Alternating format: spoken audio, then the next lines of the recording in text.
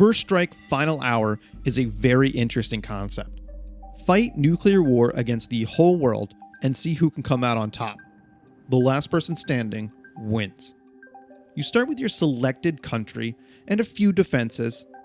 Continue to build up those defenses and bigger attack missiles. Balance that with expanding your territory and researching enhancements that eventually lead to your super weapons. That's the game loop. On the Steam page, they list it as a real-time strategy, but over 2 hours in and I haven't found that strategy. At least one that really makes me think. My strategy so far has been moving fast and keeping my defenses up. At least at the lower difficulties, it's pretty much the same every time. In fact, you can just wait for the other nations to destroy each other. It gets even easier when you get the upgrade to auto-shoot the defensive missiles. The game is engaging because you need to just move really fast. I was surprised how quickly time went by when I was playing the game. Normally I would say that's the sign of a good game, but I just can't with First Strike Final Hour. I'm sure the game gets more difficult, but I can't see how the strategy would expand. After the time I've had with First Strike Final Hour, I'm pretty sure I've experienced everything the game has to offer. There are several levels of difficulty and starting positions depending on which country you choose. You also get to choose which super weapon you want to research toward, but that's the same no matter which country you select. The game and goals are always the same. You know how in Civilization there are different win conditions like domination, peace, space race? Well, First Strike Final Hour doesn't have any of that. The only win condition is to destroy the other countries. This includes even if you make a pact. Look, I appreciate that the pacts are in there, but what's the point?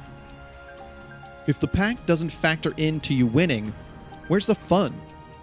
After a certain time, the treaty seems to be automatically canceled. So without notification, the members of your alliance are at your throat. It's confusing. I do like the super weapons. I also like how many the game has. It lets you choose one to fit your playstyle. Do you want the infiltration unit that takes over a territory without fighting? Or do you want the dirty bomb that makes the territory permanently unlivable? The animations and explosions for these super weapons are also well done. I wish the developers would let you save a GIF of it or just like a mode so I could watch the explosions happen. So you must win by total domination. At the end, it's between you and another country. It's slow going. They're probably gimped already, so it's just a hassle whittling them down so they surrender. At this point, it's inevitable I'm going to win. That leads me to believe the game is just too easy. I never felt out of control or in a dangerous position. No other country has been able to keep up with me in research. The main flaw is that with upgrades, your defensive missiles build faster than a missile will hit you. If you notice the attack, you can just build defensive missiles and you'll be fine. Where's the challenge?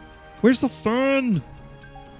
My peppinion of First Strike Final Hour is that it's okay. Basically, I'm done playing with this game. I want something that's a little bit deeper with the ability to win by different scenarios. I'm a very passive player, and while playing it safe wins, it's probably not the most exciting way to play. Others might enjoy the simplicity of First Strike Final Hour and the frantic nature of keeping your territory safe. It's an extremely well-made game, and the explosions are so much fun to watch. Sometimes they're so interesting, I forget to protect my territory. Ultimately, though, the game's not for me. Thanks for watching. Consider subscribing if you haven't already.